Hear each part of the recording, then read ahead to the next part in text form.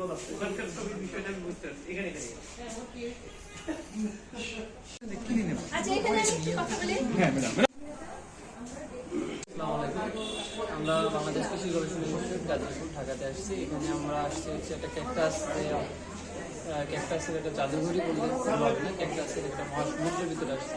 বিভিন্ন প্রজাতির ক্যাকটাস এখানে আমাদের চাষ হচ্ছে এবং আমরা দেখতেছি আসলে অনেক ধরনের ক্যাকটাস। আমরা এই যে বিভিন্ন ধরনের ক্যাকটাসের মিডিয়া এবং তার যে সেগুলো জাত আছে সেগুলো নিয়ে এখানে গবেষণা হচ্ছে।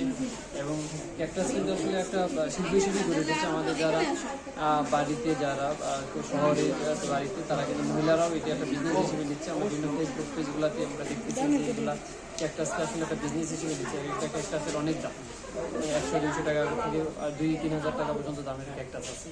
তো আমরা একটু এই ক্যাকটাসের এটা আর কি এখানে যে কালেকশন আছে সেই কালেকশনটা সবাই আর কি একটু ঘুরে দেখি।